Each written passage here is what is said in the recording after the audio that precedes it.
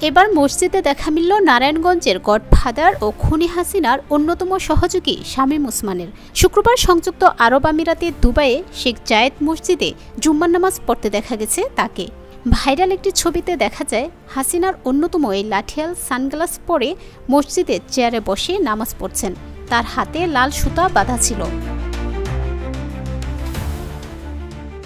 ধারণা করা হচ্ছে সম্প্রতি ভারতের নিজামুদ্দিন আউলিয়ার দরগাতে তিনি এই সুতা হাতে বেঁধেছেন। প্রবাসী সাংবাদিক নাজমুস সাকিব তার এই ছবিটি শেয়ার করে লিখেছেন, খেলা হবে খ্যাত ফ্যাসিস্ট হাসিনার অন্যতম লাঠিয়াল নারায়ণগঞ্জের গডফাদার শামীম ওসমান বর্তমানে দুবাইতে পালিয়ে আছে। শুক্রবার দুবাইয়ের শেখ জায়েদ মসজিদে জুম্মার নামাজ পড়ার সময় এভাবেই ক্যামেরাবন্দী হন পলাতক হাসিনার এই দোসর। এর আগে সম্প্রতি আমিরাতের আজমান সিটি সেন্টার এবং তারও আগে দিল্লিতে নিজামুদ্দিন আউলিয়া দরগায় দেখা যায় শামীম ওসমানকে। সরকার পতনের পর দালালদের সহায়তায় ভারতে পালিয়ে যান গণহত্যাকারী দল আওয়ামী লীগের এই দুর্ধর্ষ নেতা। সেখান থেকেই সংযুক্ত আরব আমিরাতে পাড়ি দেন তিনি।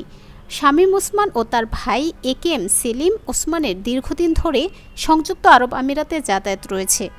দেশটির আজমান প্রদেশে তাদের ব্যবসা প্রতিষ্ঠান আছে বলে ধারণা করা হচ্ছে।